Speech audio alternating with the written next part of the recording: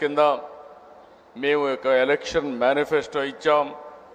అందులో సూపర్ 6 చెప్పాం, ఎన్నికల ప్రణాళికలు చెప్పాం. ప్రజలు ఆమోదించి 94% ఈ కూటమి అభ్యర్థులను గెలిపించారంటే అది ప్రజలు ఈ కూటమి పైన పెట్టుకున్నటువంటి అభిమానం అని చెప్పి కూడా నేను మీకు తెలియజేస్తున్నా. అదే సమయంలో యాస్పిరేషన్స్ ఉన్నప్పుడు ఆ యాస్పిరేషన్స్ ఫుల్ఫిల్ చేయాల్సిన బాధ్యత ప్రభుత్వ యంత్రాంగం ప్రజాప్రతినిధులపైన ఉంటుంది. ఆ విషయాలే ఒక్కసారి మాట్లాడుకుని ఇంత మునిపే మిత్రులందరూ మాట్లాడారు.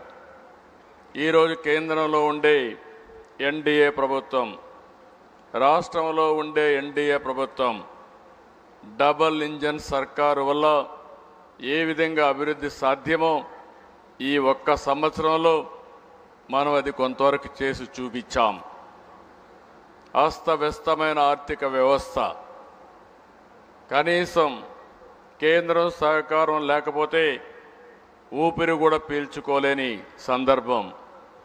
ఆ రోజు ఎన్డీఏ ప్రభుత్వం చాలా స్పష్టంగా చెప్పాం, విధ్వంసం నుంచి రాష్ట్రాన్ని కాపాడతాం, అదే మరి పునర్నిర్మాణ దిశగా ఈ రాష్ట్రాన్ని ముందుకు తీసుకుపోతామని చెప్పి ఈ ఒక్క సంవత్సరం తొలి అడుగు మాత్రం.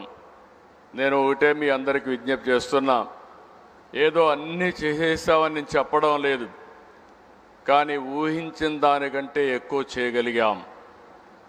ఈరోజు మీరందరూ ఊహిస్తే నేను 4వ ముఖ్యమంత్రి పదవి నాకు కొత్త కాదు. ఇంకా క్లిష్టమైన సమయాల్లో ముఖ్యమంత్రి అయ్యాను. ఆర్థిక వ్యవస్థ 95లో అయితే చిన్న భిన్నమై జీతాలు కూడా ఇవ్వలేని పరిస్థితి ఉంటే ఆ రోజు ఆనాటి ప్రభుత్వాన్ని సమర్థవంతంగా నడిపించడమే కాకుండా అన్ని విషయాల్లో మనం ముందుకు తీసుకుపోగలిగాం. 99 నేనే ఉన్నాను కాబట్టి పెద్ద సమస్యలు రాలేదు.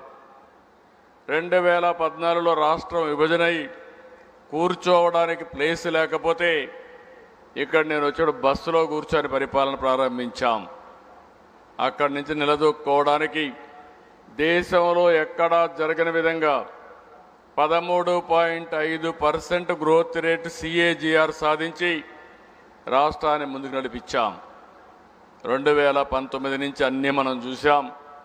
కష్టాలన్నీ మనవాళ్ళు చెప్పారు, నేను ఆ విషయాలకు పోవడం లేదు. ఎక్కడ మన ప్రయాణం